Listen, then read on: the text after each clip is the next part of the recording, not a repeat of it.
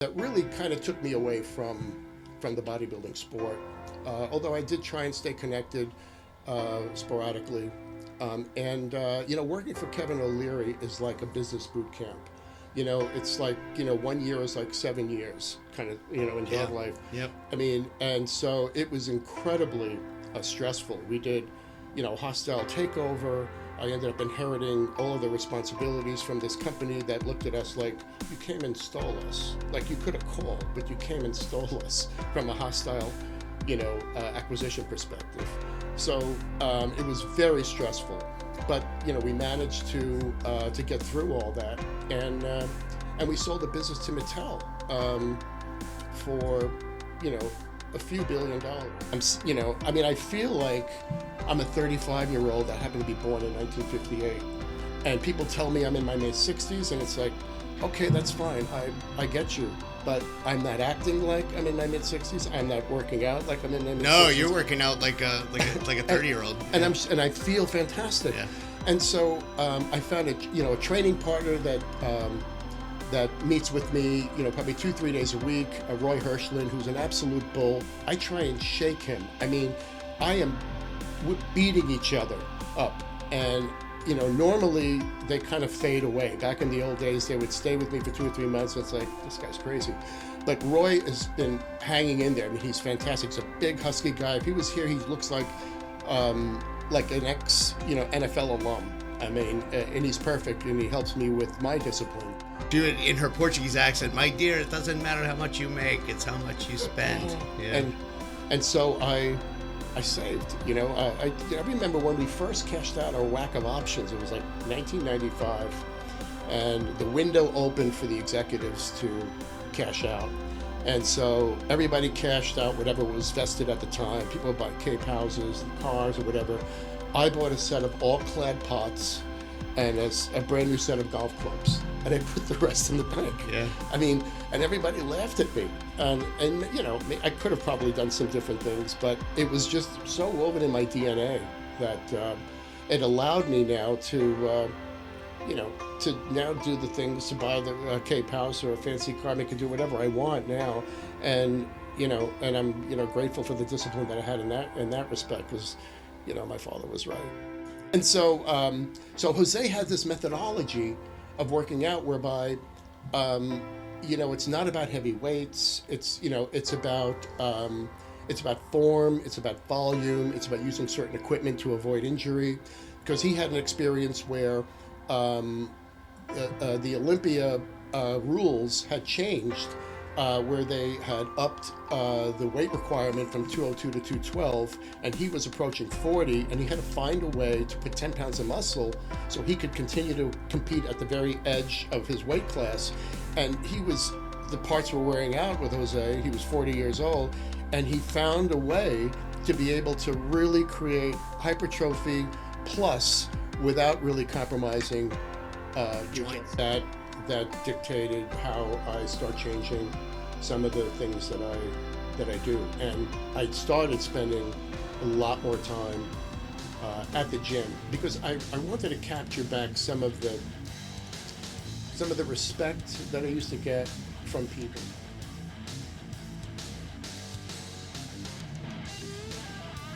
And welcome to the Apex Lifestyles Podcast. I'm your host, Bob GDMD, and I'm here as always with my co-host. Dennis V. How are you today, Bob? I'm great. We just dropped Ralph, the DSO, Dad Starting Over today, and it's already, flying out on the podcast circuits and YouTube, and I want you guys to go check that out. And by the way, if you subscribe from this episode that we're recording right now, comment, subscribe in the comments, and Dennis and I will send you a personalized gift straight from us.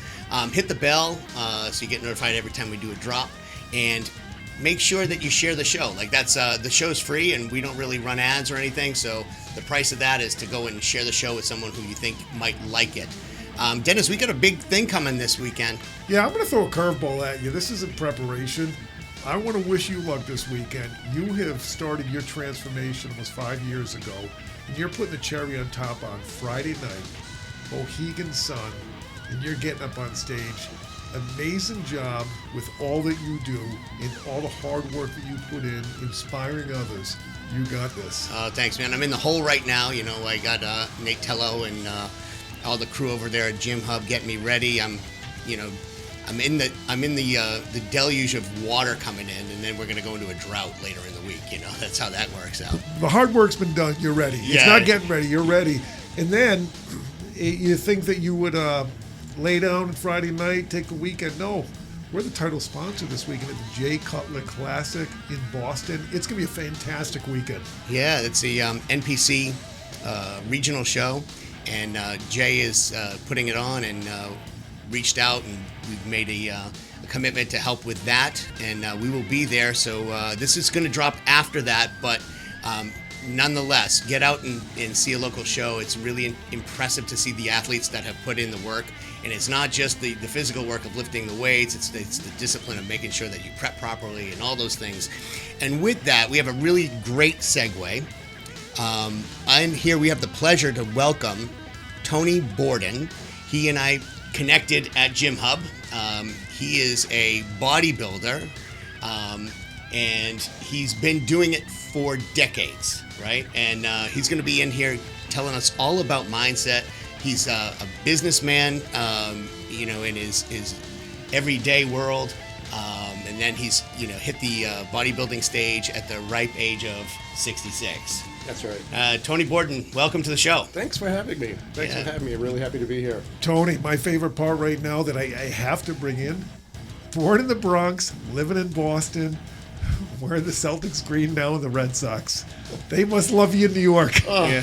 Well, what a transformation that was from a family perspective. My brother just thinks I'm the devil because I did defect, I have to admit. I mean, it's hard when you have two boys and you move to Boston and they end up winning, 4 World Series. Yeah. And so there was the drought, and then there wasn't, and then there were all the festivities, and these kids are, flocked around that team, and I think they drank the Kool-Aid, and so did Dad, for that matter. So, wow. I don't know what would be tougher, living in New York, in the Bronx with a Boston hat, or living in Boston with a New York hat. So they made the right choice. Well, I tell you, it's tougher living in New York with a Boston hat. They are relentless. I mean, I think we have some pretty hardcore fans here, but New York redefines hardcore fans. They Yeah, really do. for sure. For sure. So welcome to Red Sox Nation. Thank Absolutely. you. And It's great to be it's here. been a long time. But let's start off. Tell us about so Tony, you've been living your life at the apex since a very young age. Really, I mean, you started getting into the gym. You were a gym rat at teenager, right? I mean, my father bought me a pair of Ted Williams 110-pound vinyl set at 15 or 16 years old. Remember those? I do. You drop the disc and all the cement breaks. And and I had that in my garage, and I was messing around with it. And I think what happened was I really caught some religion about the sport. And I spent an entire summer really kind of lifting on my own, not really understanding what I was doing. But I went back to school, and we had gym class, and I changed. And I took my shirt off, went to put my T-shirt on, and a couple of guys were like, "What the heck were you doing over the summer?" What are all those bumps all over you? Seriously, right? And I never really realized it, but that really inspired me to get serious about the sport. And so I ended up finding a little bit more discipline and hit my first show when I was 18 years old. It was a county show. And I won that, and I thought I was, invincible. There was another teenage show that was fairly local that I won as well. And then I turned 20, and I still thought I was invincible. And I competed in the Mr. Apollo in New York City. I'll never forget this. And I got my clock completely cleaned. And I went home dejected. And my father said, "Are you supposed to win everything you touch? I mean, you have to work at this sport. This is not an easy sport. Find the discipline, and really get connected with the things that you have to do to win." And so I went into hibernation for almost 2 years. And I came out in 1982, and I won the New York.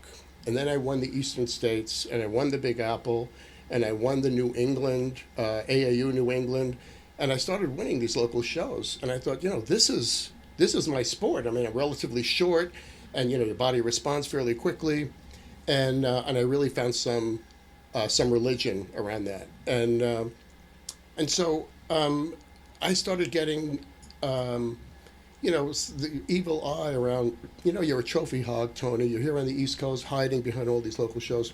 You need to get out to the West Coast and, mix it up with the big boys. So, I did. I did the AAU America in '84. I did the USA. I did the Nationals in '85. I placed in all three shows. But then I hit sort of the fork in my road where, do I go deep with this sport in my life, or do I continue to take this path on the business side? And I was kind of toggling both. And my parents were very proud of me because I was the first one in my family to go to college. And they really felt very, very proud about that.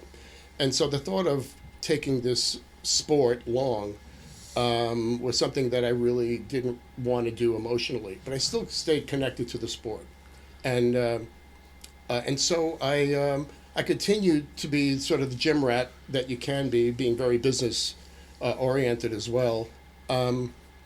But it really fell off to the business side when I met this crazy Canadian who came into my office. And I could just say it now because it was so many years ago. I mean, he tried to bribe me to get more of my mind and attention into selling his product as a distributor at the time. And I said to myself, I love this guy. Like nobody does that. He was so aggressive, and he was so articulate. And we finally decided I'm going to jump ship from this distributor and work with Kevin O'Leary in his startup back in 1991. Wow. And so we just connected, and became really great friends. And we built this fabulous business that really kind of took me away from the bodybuilding sport. Although I did try and stay connected sporadically.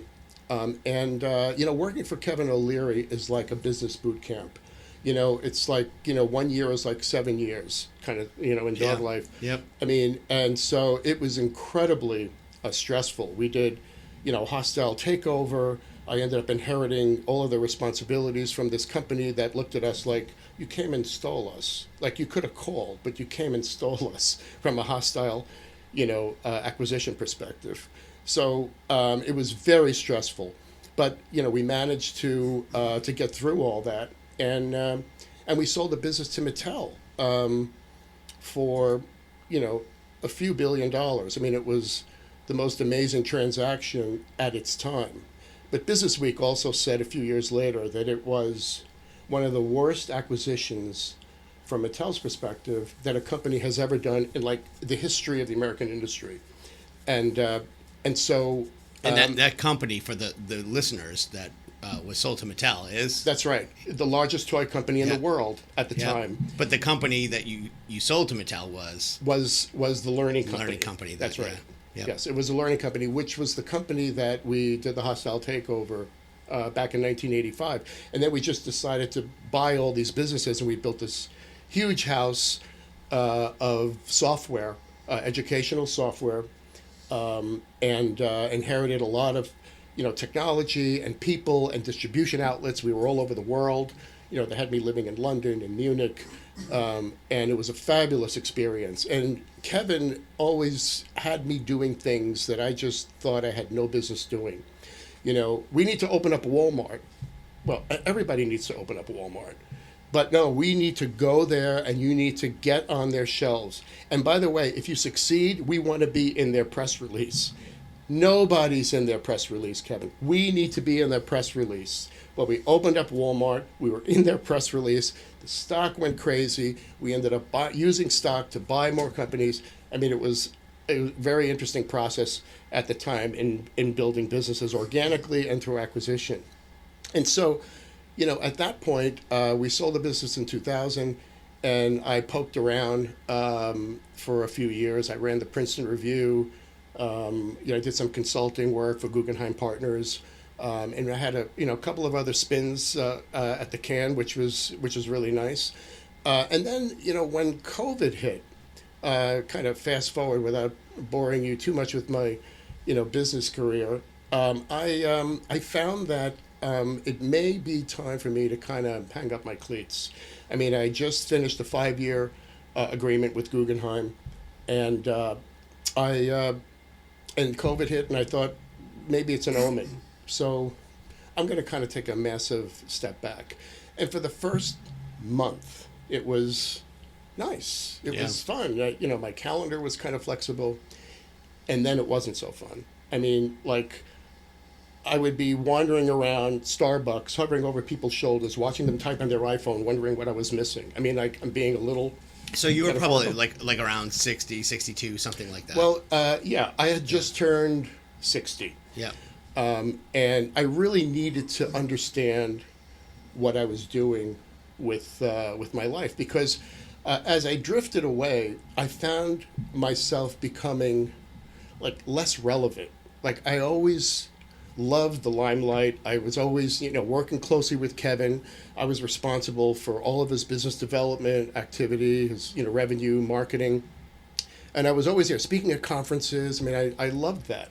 And then it slowly dissipated and it wasn't there anymore. And I wondered, how can I adjust to this very different life called retirement and still feel like I'm not kind of on the margin, and so I struggled with that. That was a big problem for me. So I was on the board of a couple of nonprofits, a couple of for-profits that did take up some of my time, but I needed to sort of right my mental ship, and it was difficult. And I found myself going out and having a good time.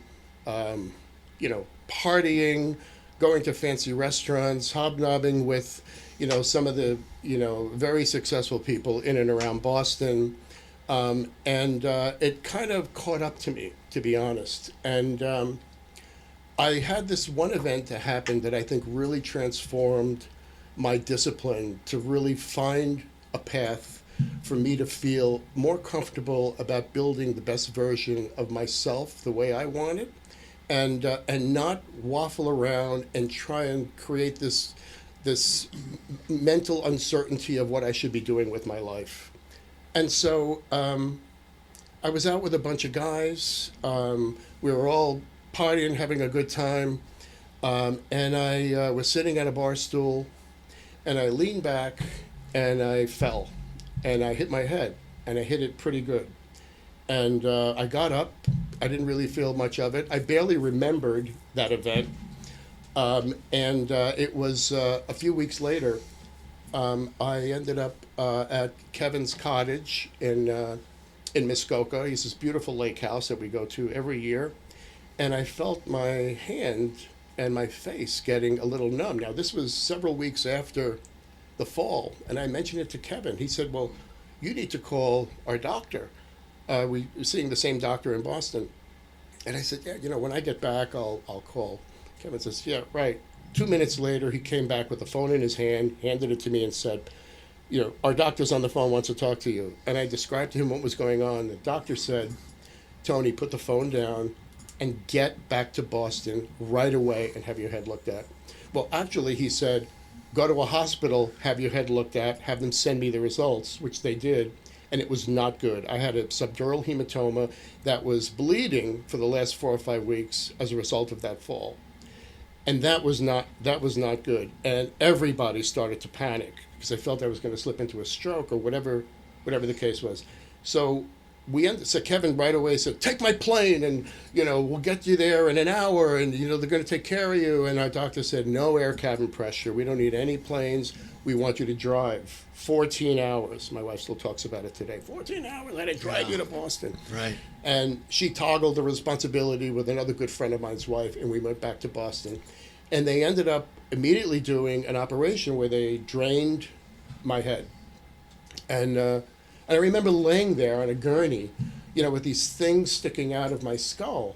and wondering, what am I doing with myself? I mean, I was really scared. There were points in time where I couldn't answer a very simple question because my brain just wasn't connecting.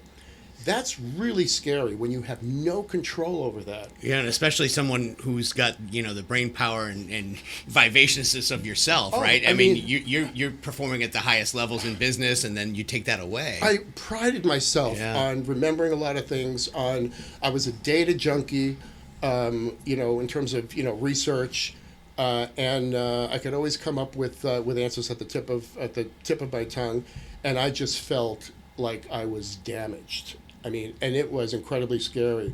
And I think it was that moment where I said, if I get out of here with, intact, I am going to change my life. And I went off a couple of for-profit boards. I stayed on a couple of nonprofit boards. It freed up some calendar time. And I started doing something that I really loved so much for most of my life, and that was spending time in the gym. So I just poured all of that energy that I had pent up to creating a more relevant framework for myself, because I started getting the reputation where I would go to family meetings, family gatherings, events, and I had the reputation of, drinking a lot, having a good time. Everybody's happy around Tony. Everybody's joking with Tony. And I thought that was kind of fun and kind of cool. The, nieces and nephews wanted to hang around with Tony because he was so fun. And it was stupid. And it got out of hand. And I found myself, really hitting bottom, laying in that gurney at the hospital. That was what they call your jackpot. Yes. Oh, exactly. Yeah. Exactly. And I think it's amazing that you're willing to share this story, because some people will get lost in that and never get out of that. And, and I'm just sitting here for a second. You gave us the 3-minute synopsis of what it would take 1,000 people 10 lifetimes to do in the business world. But you're looking to make changes with your life as you go along, and that says a lot about you. Well, I mean, I have never really come out and said it the way I just said it, to be honest. I mean, I thought this was a perfect forum to just kind of be more honest with myself. I mean, I tell that story and it's a little more sheltered, but the reality is that's the story. And, I think that was the transformative moment. Yep. That dictated how I start changing some of the things that I do. And I started spending a lot more time at the gym because I wanted to capture back some of the respect that I used to get from people. Not that they were not respecting me, but they just weren't thinking of me. And I don't need people to think of me. I just want to know that if they think of me, they think of me as this person and not that fun-loving guy from the 80s and 90s. And so I just dove into the gym. The one wrinkle that I neglected to mention was the year before this event happened, I decided to get a full shoulder replacement. Ooh. And my shoulder was, bone on bone. To see, an orthopedic surgeon look at that X-ray and go, oh, yeah, it's time that you have that done. Right. No more shots for you. And they're doing that every day. Every day. Of course. You're a ringer. Yeah. And so I thought that would really be the end of my bodybuilding, the end of my gym career. Because what they had said to me shortly before the operation, which they really didn't make that clear before the operation, was, Tony, after this is done, you need to restrict yourself to lifting no more than 20 to 30 pounds over your head. Like, you just can't do that based on the work that we're about to do. Well, I've seen you in the gym. You're lifting more than that. Well, to say that they were cautious is an understatement. Yeah. Because I also said to them, listen, I'm doing some travel. What do I do when I'm in the aisle and I have a roll-on and I want to put it overhead? They said, ask for help. Like, Okay, I'll ask Yeah, for help. right. So that's not My- your DNA, is it? No, it's not. Yeah. And so I have to say that I mean I never missed a PT appointment, and I started slowly getting back to the gym. I'm a member of the University Club in Boston, and they have a gym there, and there's a trainer there, Gil Galato, who you may have bumped into. Yeah, He's at Gym Hub quite a bit. He took me under his wing, and he babied me through this rehabilitation experience beyond PT. Yeah, I was just gonna say that's beyond PT. Yes. That's more like now we're getting into real function. Right, Yeah, exactly. yeah, yeah. Because PT was about 6 months. Yeah. And he started me with, hand weights and building up. And I remember after every set, every rep, you okay? You okay? Anything hurt? Everything's fine. Everything's fine. And then I started getting some more momentum. And I started feeling better. And Gil kept pushing me, responsibly pushing me. And at one point, I said, I need to get back to the surgeon and make sure that nothing funky is happening in their shoulder, because I feel fine, but that doesn't mean that the shoulder may be functioning properly.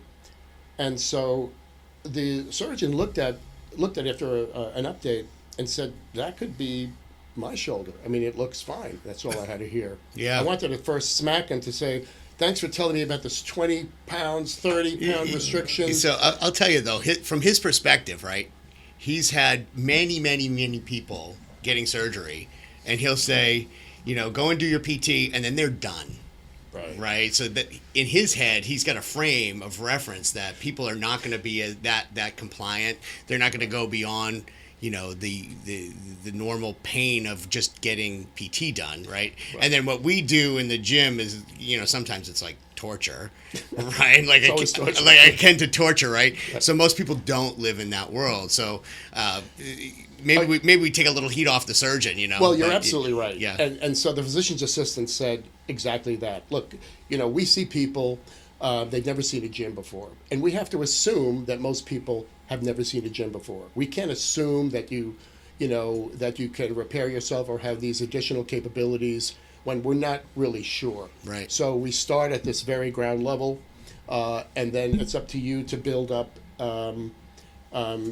your progress at your own pace, which I did, to the degree that I was really kind of rolling along, and I was introduced to Gym Hub, and this was 2023. Yeah. And Basically right when Nate opened. pretty much Yeah. at the beginning, it was March or April of 2023. I had kind of graduated from the Gil Galato's, school of rehabilitation. Yep. And I started kind of working on my own a bit and really kind of pushing myself. Gil was still kind of with me, and I'm very thankful for him and his patience. But then I met these guys that just reminded me of the old days. I mean, I walked into that gym and I saw some of that equipment. It's like, I haven't seen this equipment in 40 years. And you go to any gym around, and there's nothing like Nothing. None at what's all. in there. And I love the way you categorize this gym as a speakeasy gym. Yeah, right. It kind of is. It's Like on hidden. Saturday, you have to put in you text them. I'm up here. Let me in. Here's the password. That's right. Right. He needs a little And door then and- Maddie comes up and does one of. What do you want? That's right. What's That's the right. password? Yeah. Oh, and it worked so well, and it was such a secret back then. And now, I think the secret's getting out. I think we're part of that problem. Yeah, I think Yeah. you're right. Right. I mean, after this, I'm sure it'll be Yeah. even more of a problem. Yeah. But I started making friends with them. A lot of them were competing, and I just felt like I wanted to be involved in that scale of the sport again. But in no way was I thinking about shaving my entire body, Isn't that crazy? dipping it in Protan, putting Yeah. little Speedos on, and standing in front of 800 people. That's not me. I feel like I'm a 35-year-old that happened to be born in 1958. And people tell me I'm in my mid-60s, and it's like, okay, that's fine. I get you. But I'm not acting like I'm in my mid-60s. I'm not working out like I'm in my mid-60s. No, you're working out like a 30-year-old. And I feel fantastic. Yeah. And so I found a training partner that meets with me, probably 2-3 days a week. Roy Hirschland, who's an absolute bull. I try and shake him. I mean, we're beating each other up, and normally they kind of fade away. Back in the old days, they would stay with me for 2 or 3 months. It's like, this guy's crazy. But Roy has been hanging in there. I mean, he's fantastic. He's a big, husky guy. If he was here, he looks like an ex, NFL alum. I mean, and he's perfect, and he helps me with my discipline. But then I met a guy who absolutely took me to another level, and that was Jose Raymond. That name just keeps coming up in the Boston circle. It does, doesn't it? Right, and he sat in that seat maybe, 6 months ago or something like that? Yeah. One of the most fascinating stories I've ever heard. Just breathtaking what he's gone through, the adversity that he's gone through, and the success that he's had. And the fact that I have access to a guy who's competed at the Olympia 10 years in a row. He was in the top 4 or 5 in the world for years. I mean, he has tremendous. One of the best to ever do it. Well, that it's one of the things that I commended you at the beginning with both of you. You're sitting out at a gym where you're at a gym where you don't have all the answers, and some people think they do, but you have all this knowledge around that you can absorb to become the best versions of yourself in what you're doing. It's Jose Raymond, Nate. It's fascinating. And the really important magic that we can't avoid is the sense of community that Nate has created, and Jose and a lot of the members of the club. Bodybuilding can be a very lonely sport. When you got sucking wind for the last 4 to 6 weeks before a show. You're home looking at the clock, waiting for your next meal. You're by yourself. But when you're training hard and you're being noticed, and people are talking about you on social media, and complimenting you on what you're doing, complimenting you on your commitment, that it's amazing. I mean, to walk in a gym and nudge somebody, which I try to do a lot, because I know how it feels to be a young guy that loves his sport and that's trying really hard. And I say, you really tore it up on that last set in flat bench, man. So, oh, thanks, man. Fist bump. It's like, that's the language that's become so frequent at Gym Hub. And we all get together, and it's not such a lonely sport, because that sense of community is really something that continues to inspire you and gives back. I mean, the thing that you connect with when you first become a part of bodybuilding is not the same as what keeps you going in the sport. You become infected initially, and then the sense of commitment translates to consistency, and it's a completely different attraction for you to stay in the sport. And that's where social community, what Nate has built, it's huge. It's magical. It's huge. Remember, I called you on the way back from first time. Oh no, yeah, first time. Like you can't believe what just happened. It's crazy. It's pretty cool. And Jose's had a life experience where I'm concerned about my parts wearing out. Well, they're already wearing out. Turns out that this shoulder replacement is the only thing that actually works in my body right now. I would never tell that to my surgeon, but it worked. It'll give him a big head, bigger head than he probably already has. Yeah, right? seriously, seriously. Right. And so, so Jose had this methodology of working out whereby, it's not about heavy weights. It's about form. It's about volume. It's about using certain equipment to avoid injury, because he had an experience where the Olympia rules had changed. Where they had upped the weight requirement from 202 to 212, and he was approaching 40, and he had to find a way to put 10 pounds of muscle so he could continue to compete at the very edge of his weight class. And the parts were wearing out with Jose. He was 40 years old, and he found a way to be able to really create hypertrophy plus without really compromising joints. Yeah, and so it's so funny. You see everybody at Gym Hub using those same pause sets and ballistic reps and all that stuff, and I've taken it to a different gym, about 40 minutes west, because I live about 40 minutes out of the city, and I do those things in there, and people look at me real funny. What are you doing? Right? Yeah. But it's starting to catch on over there a little bit too, because when people spoken to me about it, and I say, this is not mine. This is, It's patented. It's patented, but it works, and for sure. And Nate basically has kind of baked that into the DNA that he's been coaching me on. So no question, yeah. and it really works well. So you bodybuilding, you went through business, and then you get back into bodybuilding. We know about the shoulder. What are the challenges did you face from the layoff when you hop back into the seat to the bodybuilding? Well, everything is different. Everything is different now.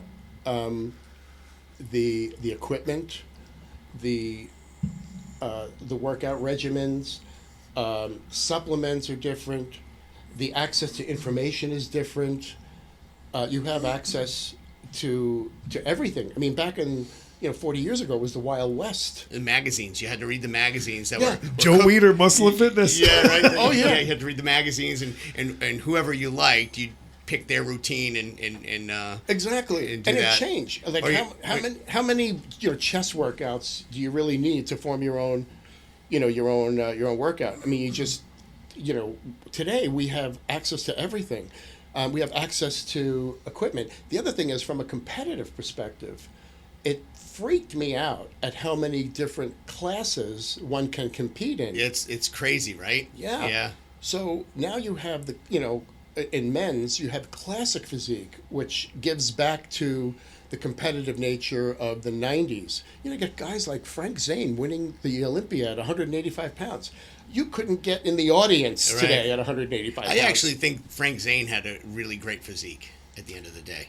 He is my idol. Yeah, I actually have a picture in my personal office right around the corner of Frank Zane in his prime, because he's the guy that I look up to the most. Is Obviously, you have to nod to Arnold and Ronnie yeah. and all these guys, but for me, that was like the epitome of the male yeah. physique. Yeah, And when they came out with the classic division, meaning you needed a weight restriction depending on height, that for me was, it was a pleasure to hear that, because it gave a nod back to what bodybuilding was really about. I mean, today now these gorillas, like they're, 3-4% body fat, they're competing at 280, 290, their hearts are exploding. It's like, Right. It's so competitive. It's crazy. And one day Jose says to me, we've been kind of on the groove here for a few months or whatever. You're looking really good. They have these shows that are like, masters shows, north of 60. And he said, you should consider that. You got to be kidding me. There's no way I would ever consider that. And he convinced me over the course of time. He said, look, I'll stay with you, write your diet. I'll do I'll be right with you. Let's do a small show in Connecticut, which I did. And it wasn't a very big turnout, but I won the 60s, I won the 50s, north of 50. And he said, you look great, your posing is great, it was a great warm-up, you learned a lot. I think we should go to the Nationals next month in Pittsburgh. That's funny, Nate. There's no way I'm going to do the Nationals in Pittsburgh. Yeah. You got to do it. No way. You got to do it. No way. I'll come with you. I'll do it.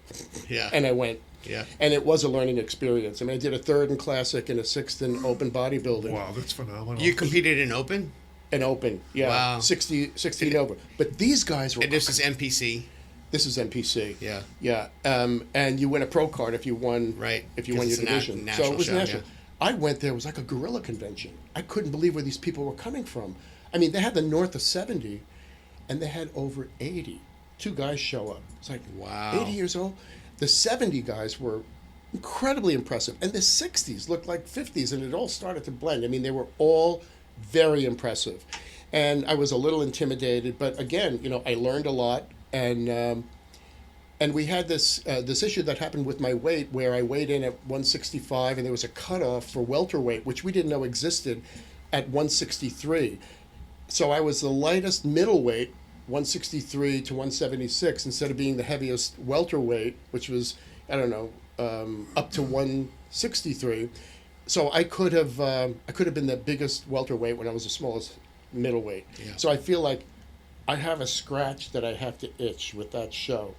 So I put on 10 pounds of muscle in the last 12 months. I mean, you look fantastic. On Unbelievable. Saturday, I was looking. I'm like, look at that guy's shoulders, man. Unbelievable. Yeah. Well, thank you for that. Yeah. I'm going to go in at probably closer to 175, so I will be hopefully the biggest middleweight or a big middleweight there instead of a smaller middleweight. So you kind of, going back to your younger self, once you got the itch when you were younger to keep going, you're still going. Yeah, so you've re-inspired yourself to recreate your persona post business mogul, right? Yeah, I mean, I just took a lot of that discipline that I had back in business, and I just tried to cookie cut it into creating the discipline that you need to be competitive in this sport. And part of it is also you need to surround yourself with a small village of people, like a Jose, a great workout partner, a massage therapist. I'm working with a deep tissue massage therapist I see every 10 days. She's magical. I mean, she is responsible for the flexibility that I have today. I mean, for a 66-year-old guy who's hammering himself, every day, flexibility becomes an issue. Yeah, for sure. And I have a doctor that I see that takes my blood every every 3 seeing months. Dr. Steve? I'm seeing Dr. Steve. Yeah. Yes, he's with all the protein that you're taking, it's like you just want to make sure that you're marching in a very responsible direction. So I think with all those people, there's no excuse. There's no excuse. You really have to take it along, which I tried to do. So I think about you running doing all in business. What role did fitness play while you were in business? I created this routine after a while. We actually moved the business in Cambridge, and we happened to be right across the street from the Cambridge Racket and Fitness Center on Athenaeum Street. So there was no excuse to get back on the horse. So I would come in at 7 or 7:15, and there were a couple of guys that were driving in from the suburbs wanting to beat the traffic. At the time, you could actually beat traffic at 7 o'clock or 6:45. Yeah, now you got to be there. It's Today you need a 5:30. helicopter. Yeah, exactly. Yeah. So they used to come in. We parked the car at the club. We come in and we work out, and we had some pretty fair discipline while I was local, while I was home. But I traveled so much. I mean, I lived in London. Try and find a gym in Munich, Germany. It's impossible. It was worse in London. I just couldn't find gyms. So there were periods of time where I was kind of dormant, and it really bothered me. I mean, it would drive me crazy now, but it kind of bothered me back then because I really tried to have them coexist to some degree. But it was really more like, let's just try and stay in shape, and not necessarily take it to any extent where I just wouldn't be able to support it.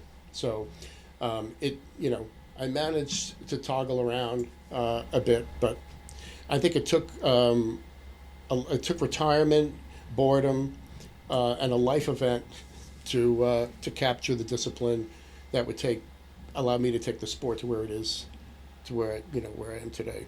Yeah, that's fantastic. It was very inspirational because people go into retirement, and many people Just wait to die. they don't do anything. In you're doing the exact opposite. Well, I've heard a lot of stories where people just feel like, they have a license to just sit back, relax, and that's a little bit of a rabbit hole. I mean, you get very comfortable doing that. And physically, it's detrimental. I mean, to pull yourself out of a hole when you're in your mid-60s, I mean, it's a lot different than when you're in your mid-30s. It's almost irreversible at times, depending on, where you want to, on your level of how you want to succeed.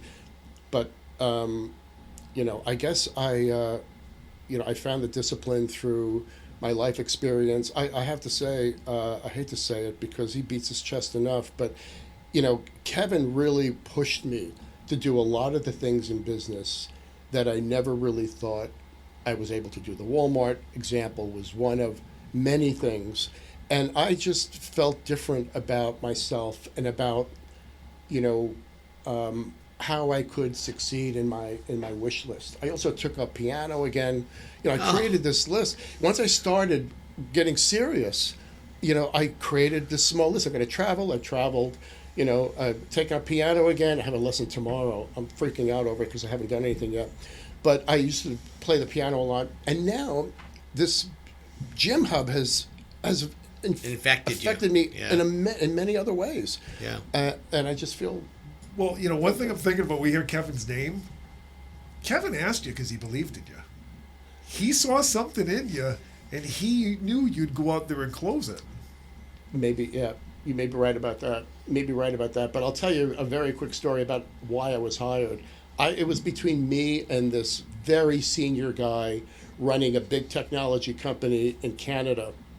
Actually, he was running Quick in Canada at the time. And they were talking to me and talking to this other guy. And they couldn't decide. I didn't know that they were struggling. I thought I was really the only one at the table, but I found out later on that I wasn't. And they finally decided on me. And so I asked Kevin, I said, why did you pick me? This was at the very beginning, back in '91 when I first joined. And he said, well, I watched this documentary about people who are successful in life and in business. And basically the people who are better looking, who are better presenters, who are physically more, welcoming, to the eye, who, we just thought you were better looking than the other guy, and that's why we hired you. See? I'm like... But there's something to that, right? So if you walk into a room looking like you do versus how I used to look, 6 years ago, right? There's some unspoken assumptions about that person on both sides, right? So one is the person who's fit shows that they have discipline, first thing. Second thing, they have standards, right? That they hold themselves to every single day, right? And that there's some integrity there too, because this person is going to do what they say they're going to do, and they're going to follow through with it. Because you cannot buy a physique. You can't, right? You can buy a car. Got to work at it. So it makes some assumptions about the person who you're talking to. So maybe Kevin didn't necessarily go through that thought process, but maybe it's more subconscious, right? And I do believe that I'm treated in a much different way than I was 6 years ago. Obviously, there's some confidence that came along with it, right? Right. But I also think it's the perception of people. We delved into that into the book a lot, actually, when we wrote our book about this. But I do think there's something to be said about that. Well, to your point, the other guy, I ended up meeting him at a conference, and I don't think he knew that I was the guy that got the job over him at the time. But he was on the heavyset side, and he looked, not exactly the cover of GQ, but that doesn't mean he wasn't bright. He was incredibly bright. He was running Quicken. Of course. And I could see, society is wired that way. Of course. Unfortunately. Yeah. And so you have to recognize that to some degree. And I think you're right. I think, that was the thing that pulled me over the other side. Yeah. And I was very fortunate for it, because what happened from there was, I was just very, very lucky to team up with. It's the thing that books are written about. Yeah. Yeah, a life that is, book worthy. I can tell you, as we're talking and I'm thinking, there's that sentiment that you are the average of the 5 people you spend the most time with. And I'm noticing this kind of thing going through your iteration of when you're telling us about what's happening here. I mean, you're hanging around with Mr. Wonderful, Kevin O'Leary, right? Building these businesses and, have a unbelievable exit that Mattel didn't really necessarily benefit from, right? Right. But you guys did. And then you end up, having a jackpot, so to speak, and you decide, I'm going to make a change. And then you put yourself around some of the best people in the world that have done what you're, trying to do now, right? So, I mean, can you speak to that? Do you think there's anything? I truly believe that you are the average of the 5 people you spend the most time with. It's interesting you say that. I've never heard that expression, but I guess, when I shook Jose's hand, he just came up to me, and his expression. He's got this welcoming smile. Absolutely. And he Yeah. just comes up to you and he talks to you like, you're the only one in the room. And I literally said to myself, I just met someone who I know I'm going to become great friends with. And the same with Nate. Nate has got an amazing business head, as well as the discipline to be a professional bodybuilder, which he is. And so it was Nate who convinced my masseuse, who wasn't taking any new clients for over 5 years. Nate makes the call and says to her, who she ended up telling me, you got to take this guy, Tony. He gives off a great vibe or something like that. And Nate has been, an advocate of me. I mean, he's just a super great guy. And so I ended up, with her because I guess he felt she was, kind of, right for me and what I needed. And she's the best at her class. And then along came Dr. Steve. So, I think the village does reflect some of the DNA that you would like to have flowing in your body to be able to do the things that you need to do to be as successful as you want to. So, and I guess we always did that. Like when I was hiring salespeople, I just clawed and grabbed the best salespeople. When they said no, that's when the game started with me. And I convinced these people to come and join us at the Learning Company. And we created a dream team because it's all about the people. And so I guess that was always a mentality of mine, because you are, my mother used to say, birds of a feather flock together. Well, you don't want to flock with, people who don't take life seriously. Yeah, you don't want to flock with turkeys. You want to flock with the eagles, right? That's right. Yeah, right. Well said. Yeah.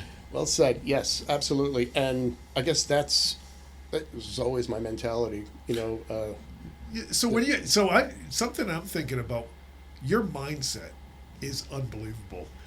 When you go in and you talk about the hostile takeover, and in business there's a lot of decisions you have to make. Not everybody's happy sometimes, I imagine, correct? You could say that again. How do you balance that? Against what? I know. How do you keep your balance? Well, just in general, because I mean, right. There's Well, a lot going on.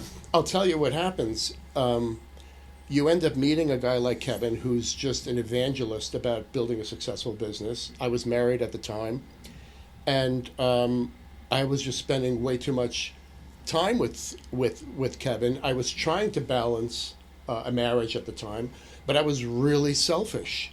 And I wasn't aware of the imbalance really that I was creating. In fact, I think my first wife said something like, you have to make a choice here, Tony. Either it's me or this guy, Kevin O'Leary. And I may have hesitated a little too long before answering. I'm sure you did. But we're laughing for a reason. Sorry, Tony. We're laughing for a reason because I shared something with you at the gym earlier. That's exactly what you just said, right? So we're keeping it that because I get it. Yeah.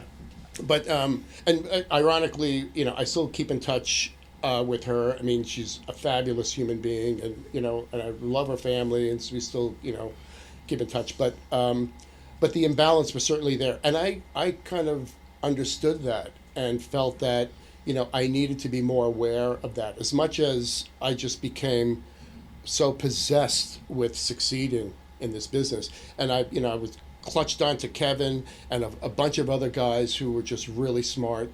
And I was very selfish with my time, but I had that a few years there in between marriages, if you will, where I just worked. And then when I found my current wife, Catherine, she worked at the Learning Company. She understood the craziness behind that responsibility that I had. So she had some level of sort of understanding and compassion for my inability to create a proper balance. But that balance has been challenging even post the Learning Company acquisition. I still had to try to keep that in check, especially when the kids are growing up. You got to be around. I wasn't around a whole lot when my kids were younger. I try and make that right now. It's one of the regrets that I do have. But I still love them to death, and I think they love me. I took my kids to the Celtics game last night, so they I have to saw love that. me. I saw that. Yeah. A quick seat at the Celtics. Yeah. It was A win. a win. Yeah, it was a great game. They played a great game.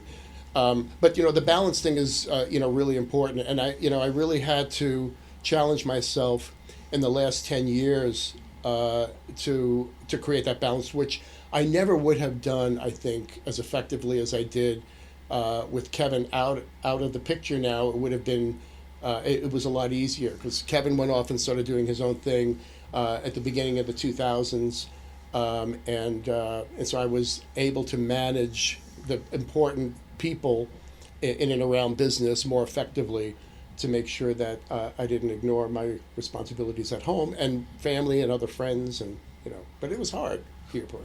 Well, as I shared with you earlier, I've been in education for 30 years, and I work at Anna Maria College. A lot of business students around me. As they're getting ready to make their mark into all the business, future business majors in the world out there, what advice would you give to them? I would say you need to do what you truly believe in, and not what other people may have you gravitate to. I think that's really critical because that's a regret that's tough to swallow when it doesn't pan out the way it should. And I also think that never take yourself that seriously.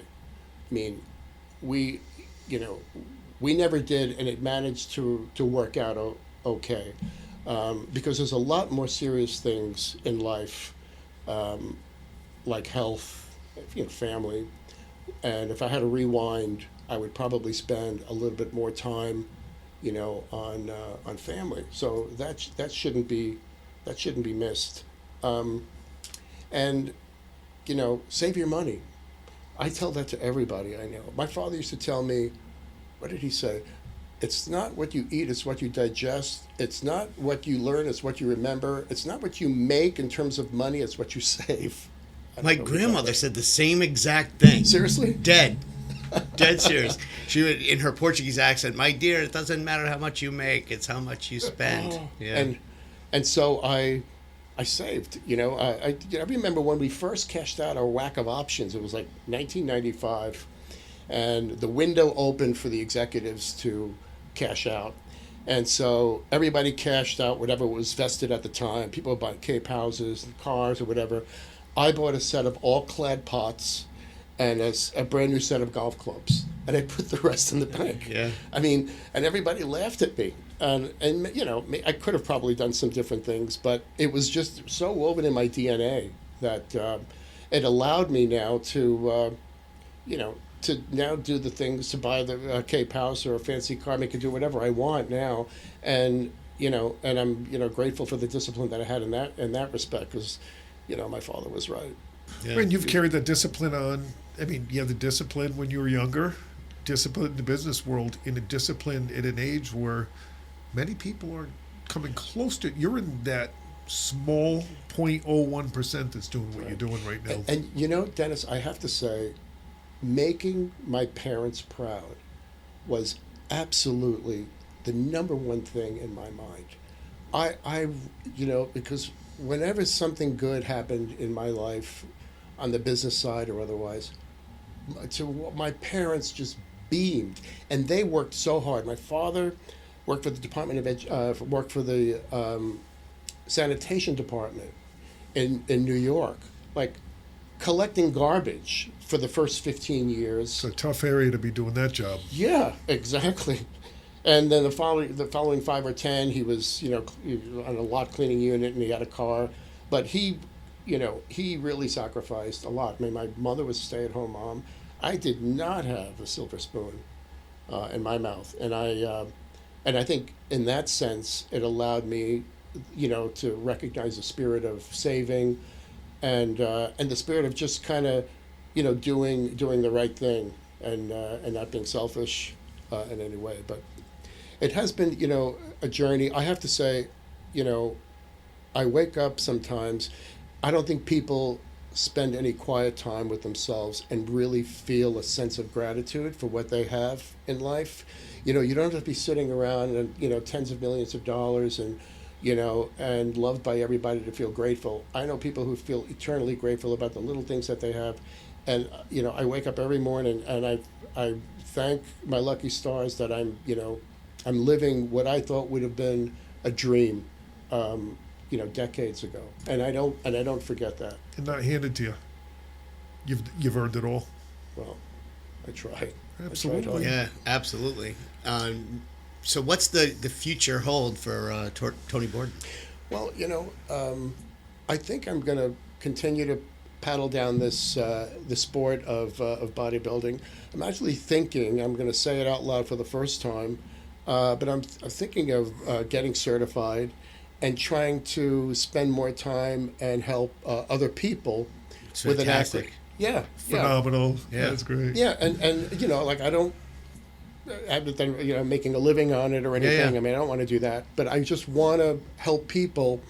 That's more than just the life experience that I've had in the gym, but something that's a bit more credible.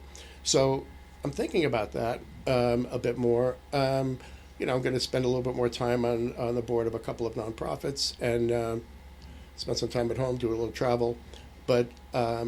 And are you affiliated with HBS or anything? I am. I'm yeah. an alum. Yeah. And I've tapped into their network on occasion. But it's been a while. They have a network of 70,000 people that are just, you can actually collate the resources that you need and use them. But I am affiliated with them. Yeah, I saw that in our research. We dug down the rabbit hole. Right. Yeah. Well, I was lucky to be sponsored for an executive program there, where you get to live at the dorm. It's 12 weeks of go through 150 case studies. You have to get selected. You have to have $100 million worth of revenue responsibility across all functional areas for 10 years. I mean, they had a criteria, and the people that I met there are just amazing people. I still keep in touch with some of them, and I finished that in 2004. So it's been quite some time. But that was an amazing experience for me in itself. Academically, I remember falling asleep with the crack of the book on my mouth, on my face, many times in my dorm room.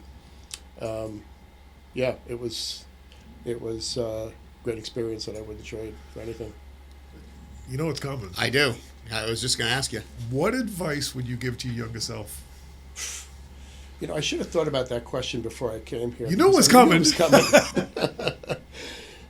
Yeah. I think. I hope you can edit out my ums right now. Oh yeah, don't worry about that. We have a really good editor. Well, yeah, I'm sure. I would say focus on your education as a foundation for what you're doing going forward. Don't screw that up. I mean, try and get into the best schools. Focus on getting a great education that's going to take you forward. I would encourage grad school. I would encourage getting something other than a 4-year degree, because everybody has a 4-year degree these days. And from a work perspective, pick a silo that has is not tied to any kind of life longevity. Like, for example, my lawyer practiced law up until he was close to 80. But there are a lot of things that you can be, for a sales manager. I mean, people not going out on the road at 70 and 75. I mean, the vendors that they're familiar with are probably dead. I'm saying that cheekily. But I mean, to find a career that you can travel with for a period of time, I would say,